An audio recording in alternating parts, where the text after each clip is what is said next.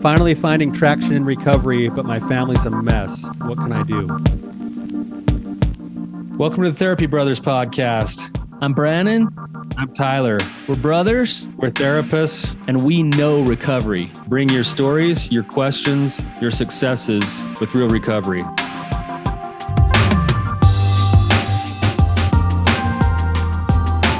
Hey, Tyler, you ready to have some hard conversations? Let's do it. Let the Therapy Brothers podcast begin. What's up, Tyler? What's going on, Brannon? Not much. I'm just looking forward to Thanksgiving this week. I know. I'm looking forward to seeing you coming up, and it's always nice to see the whole family. I was actually thinking we're recording this like just a couple days before Thanksgiving. By the time it goes out, it'll be past Thanksgiving. But yeah, so Merry Christmas to everybody. yeah, basically. But I was just thinking, like it's the time of year when you start thinking about what you're grateful for, and I'm grateful for all the normal things.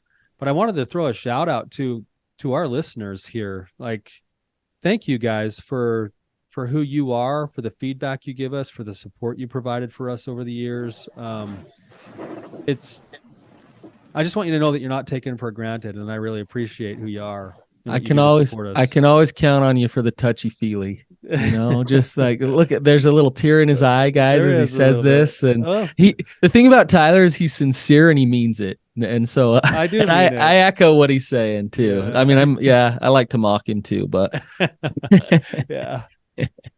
No, but really, Tyler, I appreciate you bringing up our listeners, because our listeners are unique, because I believe they're courageous people who are looking to change and work on hard things. And so I do appreciate them too. So yeah. Also grateful for our callers. They're what makes the show as good as it is. And so thank you to our callers. They put their real lives on the line so that everybody else can benefit from their experiences. So with that, Bryant, welcome to the show, man. Thank you for being here. Yeah, thank you. Yeah, why don't you just kind of give us whatever backstory you want to give us, ask your question, we'll have a discussion. Okay. Well, I'm a longtime listener, first-time caller, obviously, but I found out that I'm not alone in this. I thought I was like, I'm the only guy that ever started using porn at age 11, but apparently that's everybody now that I'm finding out. And so had a really tough childhood. My parents got divorced when I was 7. I had 2 stepdads since then. So I started using porn when I was 11, really at a bad time. I didn't have a dad in the house, and a friend of mine's older brother had a bunch of magazines and was like, "Hey, you guys, you should check these out." And so then I couldn't stop from then on. Really had a hard teenage life, just with family life. My mom was a big, porn was absolutely no in our house. And I took a lot of the brunt of that. I was the oldest kid in my family. And I think I really let her down a lot. And there was a lot of shame and a lot of hurt there that I just didn't know. I didn't know to deal with it. I cleaned it up. Went to Chile on a mission for a couple of years, thought I was good. Got married. I was like, hey, this is great. I'm going to get married. I think a lot of guys did this. I've heard this all now, but got married and thought, hey, this is going to be in the past. I'm going to have a woman now. This is going to be great, and I'll fix all these things. But it didn't work. About 5 years into my marriage, I told my wife for the first time about my pornography stuff. We had talked before marriage about some of my other sexual things, but not pornography specifically. That was something that I never wanted anyone to know about. I was kind of trying to hide, I think, probably due to a lot of the shame. I'm working through a lot of this now, so I'm learning all these things, so it's like my story's changed. But so like 5 years into our marriage, I kind of dropped a bomb then, and didn't really get any help.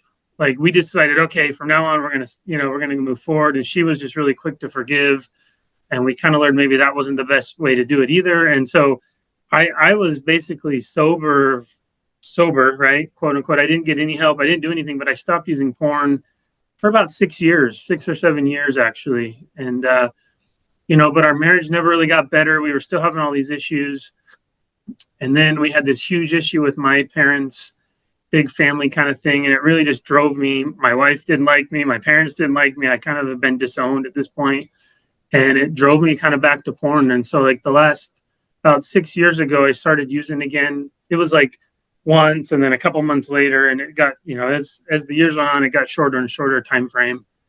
And then it's been about, I kind of wrote it down. It's been 15 months ago. It came out again to my wife, and I said, hey, I've been doing this again. But even then I minimized it, and I kind of made it seem as small, like we do. And so at first I was like, hey, I've been, I was like, it's just a little bit. It wasn't that bad.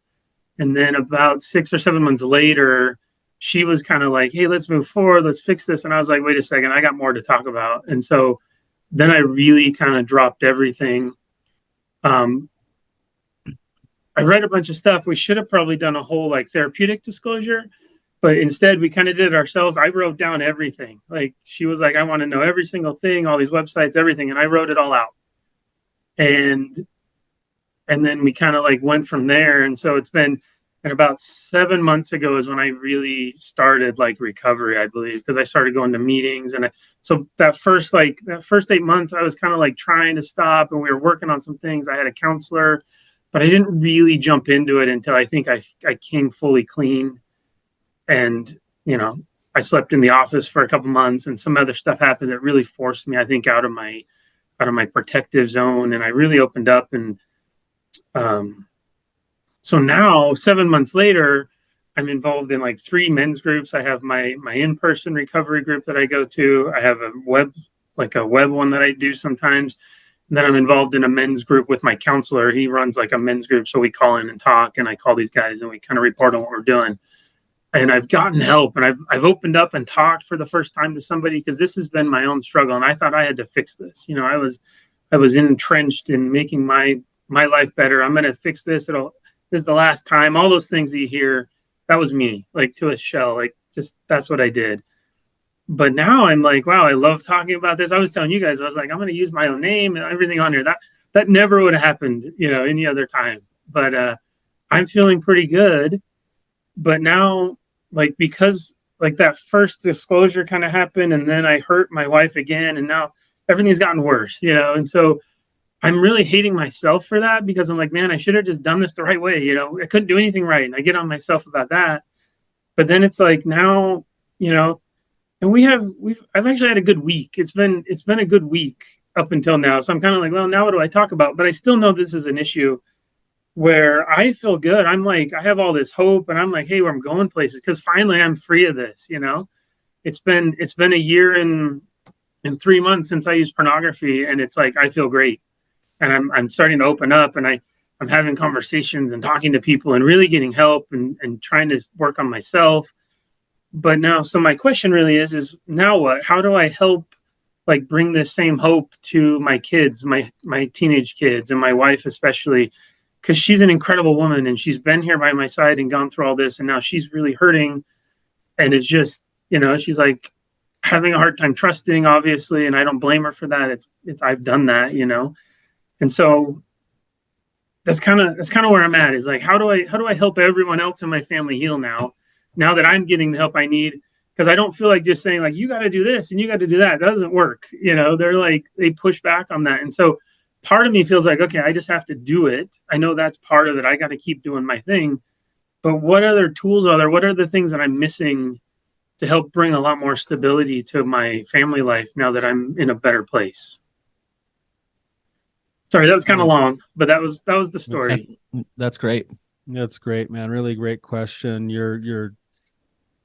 I'm going to ask this question with where I can already feel the answer, but the way that you're talking, it sounds like there's more than just a mental change that's taking place inside of you over the last year and a half. There's something else that's shifting inside of you. Is that right? Yeah, absolutely. Like, I feel different than I ever have. Like, my whole life has been this fear-based, I'm scared of being known. I'm really intimate, avoidant. I have been my whole life. Like, I put up walls about everything. And now I'm like, it's still hard. It's not like easy. I'm not like this best, I'm not the greatest person. But I find that I'm much more willing to step into some of this stuff without any reserve. I'm just like, hey, I'm like talking to you guys today. I'm like, well, I'm going to go do this, and I'm going to see what happens. And I am very much changed in that way. I'm starting to really open up to like my feelings and my emotions and what they mean for me and all that stuff. which I normally would have just shoved down and held in this dark hole forever and not brought up, you know? Is that the thing that's bringing this newfound freedom that you're experiencing? Is there more to it than that? Well, that's a good question. I feel I've really dealt with my shame. I've done a little bit of EMDR work and some other things that I think have really helped unlock some of that.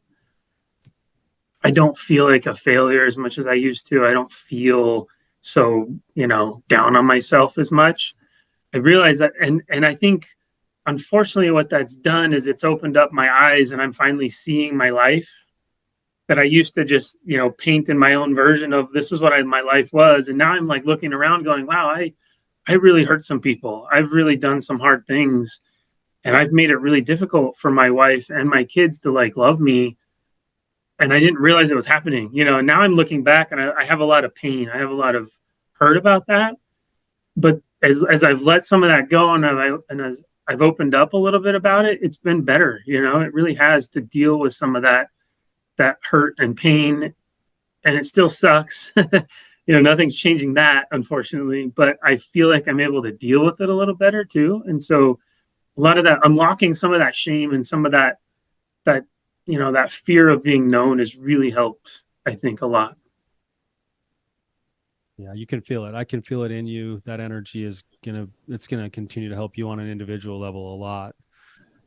What I'm hearing you say about your question is that I'm finding freedom at the cost now of coming to the realization that what I was doing was having an impact on the people that I most love. And now I'm in a spot where how do I make amends, but I'm realizing I can't really make full amends. How do I support the ones that I love when I'm the one who's hurt them? Yeah, really good. Yeah. There's answers to this, like really good answers. So, but I want to say, you know what addiction is really good at, Bryant? Lots of things, but making us feel terrible about ourselves.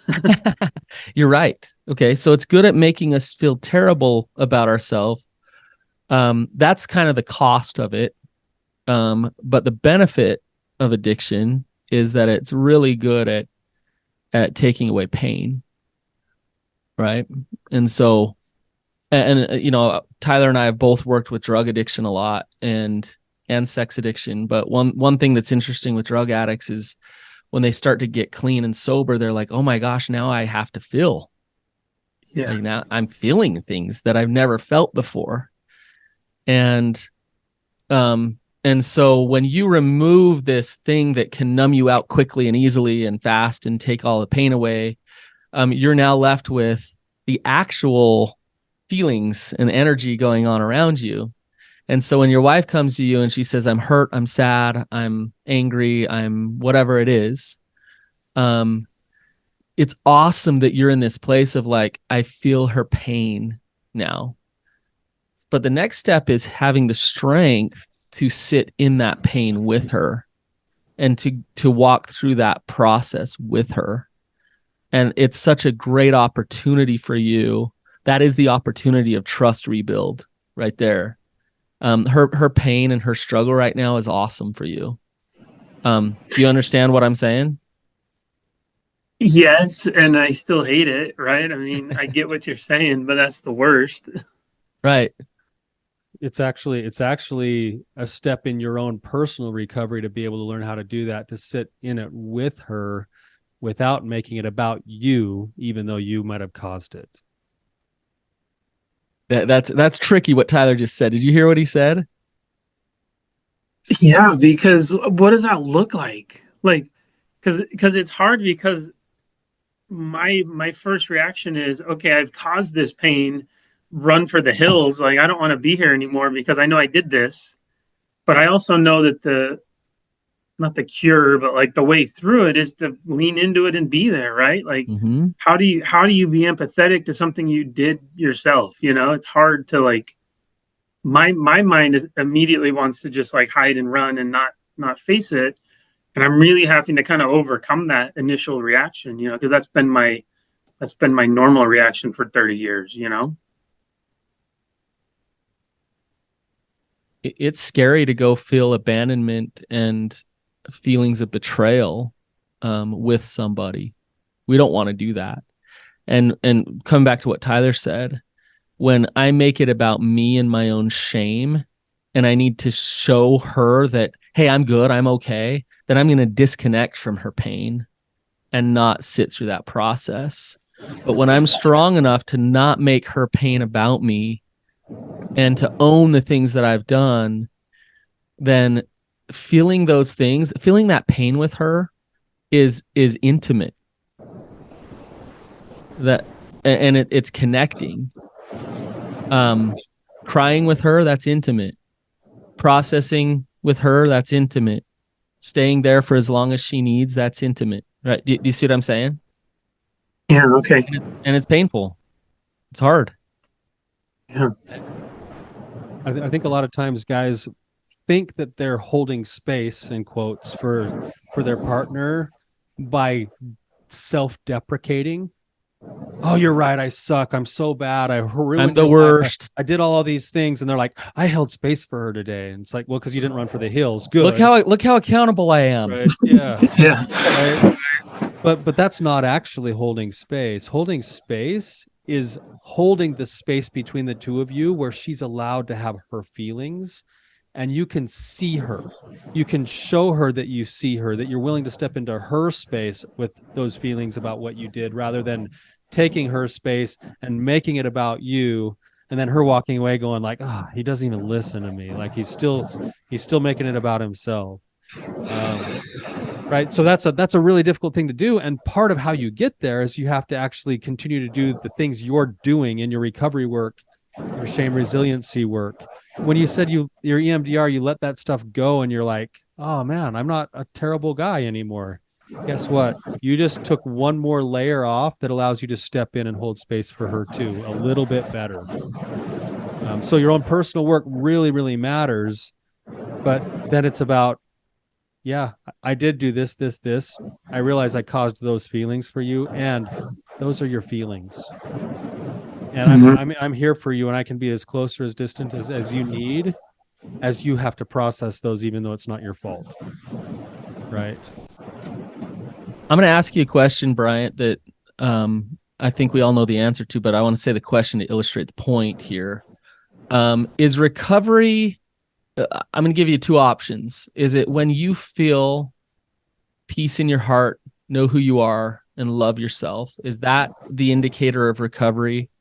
Or is it when your wife is happy and she's smiling and she says that you're good?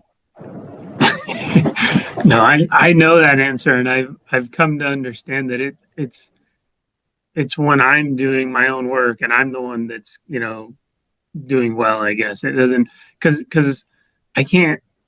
I've learned to let go of that, because that's not my normal life would be, oh, everyone around me is upset, then I'm going to be upset, right? And I feel that, and instead I'm like, I'm trying to get to the place. Maybe I'm answering your question, I don't know, but I'm trying to get to the place where I feel like I'm okay regardless of the outcome, right? Like that I've done the work, that I'm getting rid of my imperfections and things, and I'm trying to work on myself so that I feel better, so that I have that peace, that I can, you know, understand my role and show up better. I just want to show up better, because these situations are going to happen. Like, I got teenage boys, stuff's going to go crazy. I'm not going to be able to control all that because I know who I was at that point, you know. But I'd love to be able to like show up the right way and stay present and not try to like get into myself on that, you know. Yeah. So you know the answer to that. And here's the thing that's difficult, and I think hard for a lot of us to accept, is your wife choosing to be closer to you and trust you after a while is her up to her. Your children, your kids choosing to forgive you and choosing to trust you again is up to them. So your side of the equation is your recovery. It's a lot of the things that Tyler was saying we're feeling from you. It's you loving yourself again, being an honest person, owning your mistakes, being accountable. And you have to do that consistently over time to be trustworthy. And your wife still might not trust you. She still might say, nope, I'm going to have some distance. going to push you out, right? But if you're working your recovery, you'll see her and understand why she's doing that, as opposed to take that personally and wonder when it's all going to happen and get better for you, right? Do you see what I'm saying? Tyler, did you have a comment? No, yeah, just going along with what you're saying, Brandon. I love the way you phrased that. That what Bryant has control over is, in the process of doing his own authentic recovery work, he will also, by nature of that, because it just comes with the territory, he will be systematically becoming a more trustworthy person, and that's what he has control over. And his job is to become as trustworthy as possible and surrender being trusted, because he can't control that. Yeah. And so, but the way you become trustworthy, and this is, I was thinking about this, like, as you're talking, Brandon, is by living a wholehearted, authentic life. And you can't fake that over the long run. You can fake it short term. You can't fake it over the long run. That's why that energy we were talking about with Bryant today, Brandon, is standing out to me. Is if that energy continues with the effort towards the kind of man you want to be and the life you want to live, that will be the way that you become trustworthy, and that will be your best bet at letting your wife and your children trust you again, by showing up those ways. What are you thinking, Bryant? Yeah, I think that's a really important point, because I want to be trustworthy, because I haven't been. Like, I'm able to admit that I've been a really big liar, like, for most of my life. That's I've been trying to hide and control situations, all these things that I'm like, wow, I look back now and I'm like, what a terrible way to live. Because I love this new idea of being authentic. I'm trying, like, every day. That's one of my what do you call them? I call them bridge thoughts, my thoughts of, like, my affirmations, right? And I'm like, hey, today I'm going to be authentic. Today I'm going to be trustworthy. If someone says, how are you doing? I'm going to tell them, today's hard or whatever. I'm not just going to say fine and move on. And I really want to be that, and have those, like, conversations, and have, like, deeper, like, me and my wife were talking about it. This is an example that I just remembered. Like, the other night I was in the line at a discount clothing store, and I was like, I went and got in line because it was really long and my wife was still shopping. And so there was this lady, and I was like, I talked to her a little bit, and the conversation kind of ended. And I said, I'm just going to keep this going, just to be authentic, just to be like, hey, that was kind of funny what you said. And we had, like, this 20-minute conversation just with this random stranger that I would never have done before. But it was like one of those things where I was like, I'm going to connect with this person a little bit more than I would have, right? And be a little more authentic, and share with her a little bit about myself. And we kind of talked for a while. And I never will see this lady again. Like, she's gone out of my life. I don't even know who she was. And my wife came over. We kind of talked, all three of us, for a while when she got back in line. And it was like it was an interesting thing for me, because I was like, wow, that felt good, right? That felt totally different. And this is a random stranger that I'll never see, but I was able to be like who I was. I was able to share my actual thoughts about whatever she was talking about. And it was kind of this weird, it showed me something that I think I need to keep that up, and be that kind of deeper person than I have been.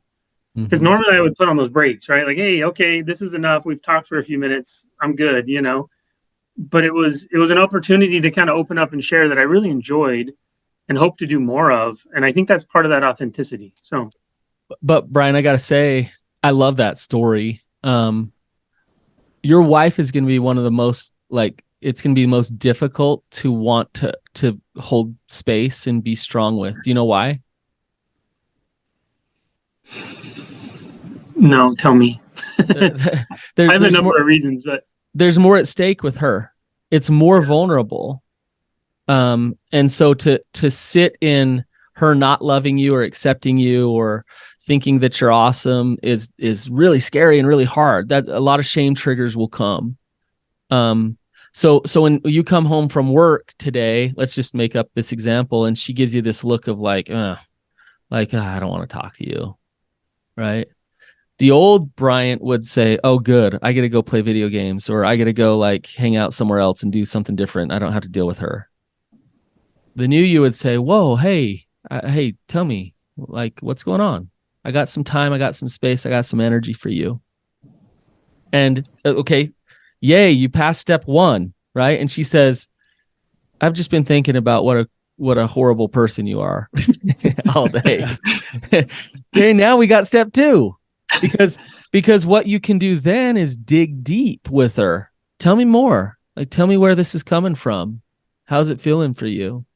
Right? Now, if she says, I've been thinking about what a piece of shit you are, then you want to have boundaries. You want to say, hey, hon, like, I want to hear you, but like, you calling me that doesn't work for me. If you can, with respect, tell me where you're at. I'm here. Like, I want to listen. So Tyler and I are not saying show up weak and show up inauthentic. Show up in your authenticity with your strength, but dig deep with her, right? And then you start to open up her processing. And what's beautiful is not only does that heal the trust fractures in the relationship, it helps her heal. It helps her heal her grief. She's processing with somebody who's holding space for her. It's awesome if she allows you to do that. Now, she might not. She might go so far with you and then push way far away and just say, nope, nope, nope, nope, nope, nope. And that's where in your heart, your recovery kicks in and says, I'm okay as I am. She can have her space. We'll have another opportunity for this. I believe there's a process here. God's working here. It's okay. Right. And you call your boys from your group and they say, dude, Bryant, you're the man. Like, hang in there. We love you. Everything's good. You're doing the right things. So you got that strength behind you and you move forward. And as you do that again and again and again, usually, not guaranteed, but usually, if you have a wife who is strong and a wife who does want recovery, she'll come around and she'll start seeing your real heart again. So yeah, I'm going on and on here. Any other thoughts, Tyler? Yeah, I do. I just to point out what you just did is you gave an example to Bryant of exactly what I was saying earlier about making it not personal, even when it was. You gave the example of his wife saying, or we could make it your kid or something too. Dad, you're a total hypocrite. You this and this and this and this. And that's like fishing for you to go either like, how dare you disrespect me, son? Or the other way, which is like, oh, you're right. I suck. I don't even have a leg to stand on as your dad anymore. Like, da-da-da-da-da. Right. But what Brannon just showed is like, hey, I was just sitting all day thinking about like what a piece of trash you were. Oh, babe, sounds like you're hurting. Yeah. Right.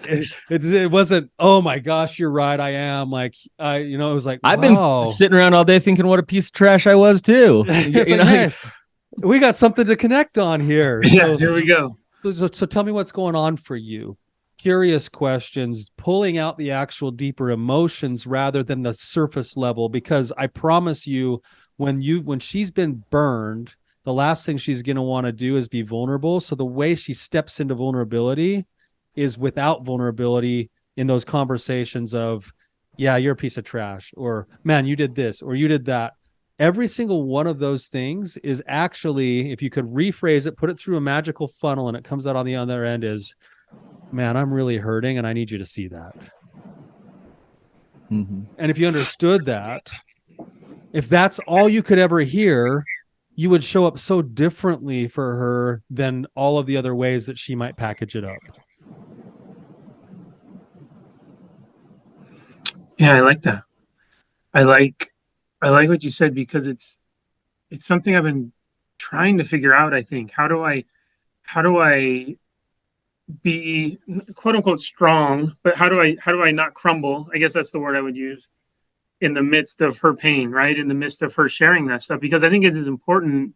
That's a good thing for me to remember is as she's expressing that, it may be hurtful. It may be hard for me to understand or hear, but I still need to be there, right? I still need to stay in present and understand what she's going through and try to look past that to the pain part of it and the underlying feelings and stuff, not just the top level emotion stuff that's coming up, right?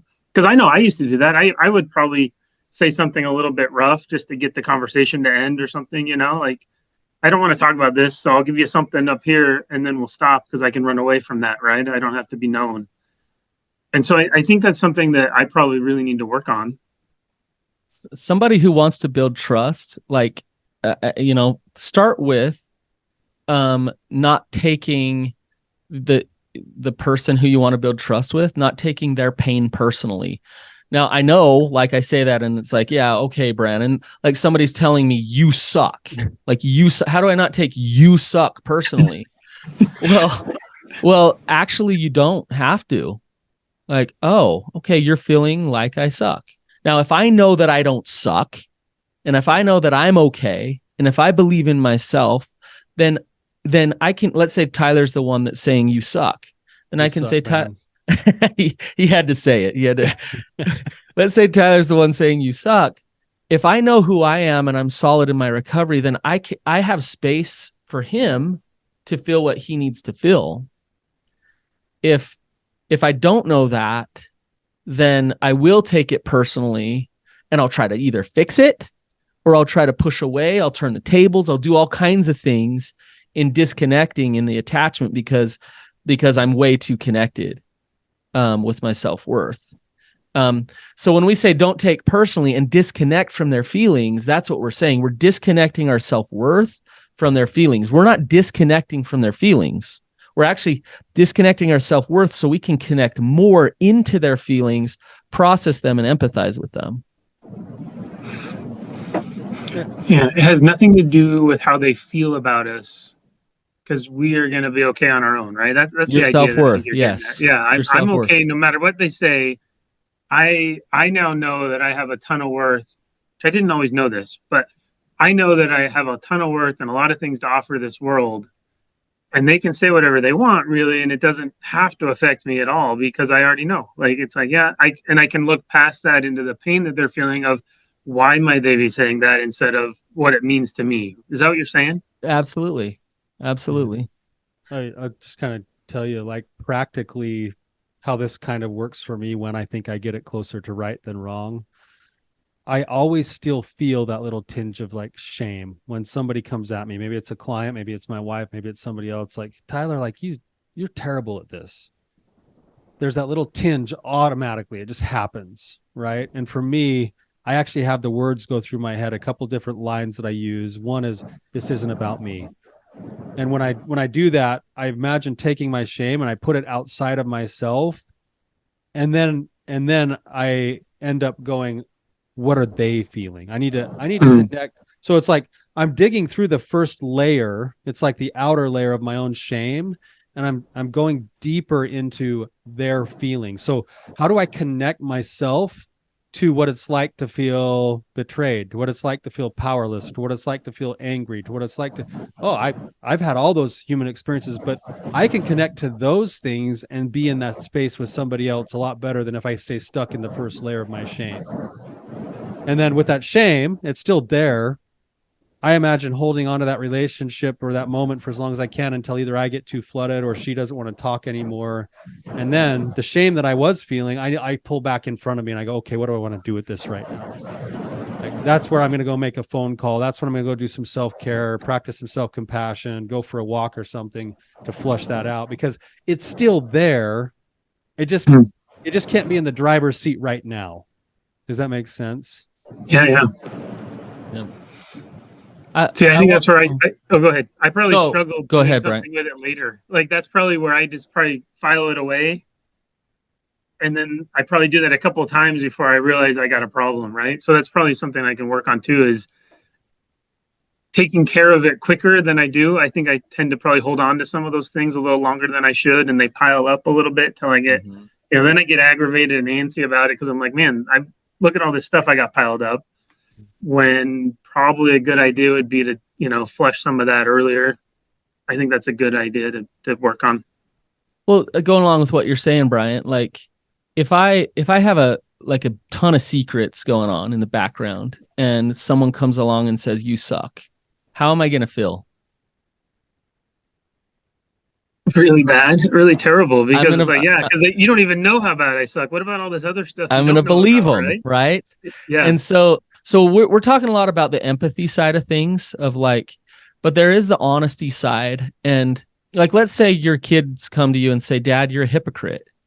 There's a difference between self-deprecation and accountability and honesty. So like, if you're like, yeah, I'm the worst ever, I'm horrible. Yeah, you're right. But if you come to, you know what, I've done some hypocritical things and I can own that. You're not wrong. I'll own that. And I think it's hard to have a dad who says one thing and does another. And tell me how that feels for you. Right. So now you're starting to go into the empathy piece, but you've got to be able to be honest and accountable. That's important too, in order for them to feel safe enough with you to actually go there with their emotions. If you're not going to be honest and accountable, they're not going to want to go there with you, and they'll just maybe lob some things at you, to get you to hurt a little bit, and that's all you do, right? So owning your stuff can be really hard. Really, empathy, honesty, all this stuff is practicing your own shame resiliency. Yeah. And as you do that, then you're a person who can heal relationships, and process emotions with people and empathize and all of these things. So there's a really fine line there between taking all the responsibility, because I feel like I'm 100% responsible for all of this. And I've come to terms with that. And I often want to be like, yeah, you're right. I really did that terribly. So, but what you said sounded totally different than what I feel sometimes. Because I want to go to that place of, yeah, I'm terrible. I've done all these hard things and I've really ruined some of your lives. Maybe not. I don't know. But like that line that you just put it at was that straight up accountability, facts more than like feelings. I think is that kind of what you're going for there? Yeah. Well, it's interesting what you just said. I'm terrible and I've ruined your life. That's not truth. True, right. I've done some terrible things and I've done some things that have hurt you. And it really comes down to like knowing yourself. When you know that you're not the worst, well, you've done some pretty horrible things you can own. But it's a difference between guilt and shame that we're talking about. And when you can honestly own that guilt and own the misdeeds that you've done, that's awesome. But when you take on a definition of self because of the things they're saying, then you're not going to be able to own it very well. Yeah, I like the idea of like the slight difference between what you said and the way Brannon said it was Brannon owned the behavior and he owned that there was an impact, but he didn't define himself as those things. And he didn't make it about him per se. And I think maybe like a broader view of this too, if we look at it, you spent however many years, 20 years, cultivating a certain kind of soil that yielded a certain kind of fruit that ended up with this kind of like big blow up, right? Right. Now you're realizing that it's time to change the crop you were growing and you have to go recultivate that soil. And really what you're doing now is you are getting a chance to plant new seeds with your sons, with your wife. And then you get to back up those seeds with your continued work on your recovery. And over time, this is a different way to view it. Your sons will eventually be grateful, likely, that they have a father who took accountability, who said he was sorry, who trained them how to give a good apology, who showed how to work hard, who showed how to not give up, who showed how to not be perfect. Like you can start seeing that the journey you're taking is still offering them something as you move forward, instead of like, oh, I gotta hurry and patch this back up and get it back to where it was. It's like, no. Like, you're right, sons. I have been a hypocrite in the past and I'm learning and I want to be able to teach you too. And so this is why I'm still engaged as your father. Right. Let's learn together instead of, oh, I don't have a voice now. Yep. You're right.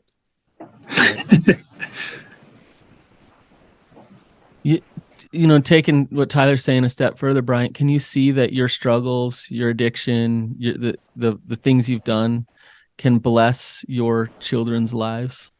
Oh, I'm there. Like, I see that really clearly. Like, wow.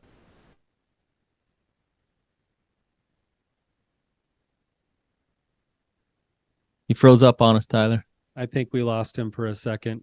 So what's cool about what Bryant's saying, hopefully we'll get him back here, is that he's actually starting to see the hard part is to be in that space of being able to see it, but to still tolerate the discomfort of having to teach those lessons, to step into those places. Yes. Yes. But what I'm seeing, Tyler, is that he's kind of set himself up in terms of like getting his support system, like owning everything. So he's getting honest, he's getting a support system, he's starting to want to be more vulnerable. And he might not like this, but he's really set himself up for being strong enough to go through the process of healing these things. And so, yeah, he hasn't arrived. Like it's not, but he's arrived to the place where he can start to really do the work. He's actually, this is what's so cool about a guy like him. It looks like we're getting him back here, so we'll get him back in just a second. Sorry, guys. That's okay. You're fine, Brian. Bryant. We're just making a point, and we'll get you back to what your thought was. But Brannon was just saying, and I think it's so cool, is that you're the kind of guy who's actually doing the right kind of work so that you can set yourself up to do the really big work. Yeah.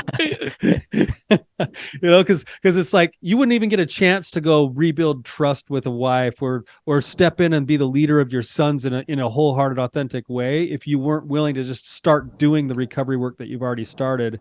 And now it's yielding you another opportunity to step even deeper into this work, not only for yourself, but to have a ripple effect for good in this world.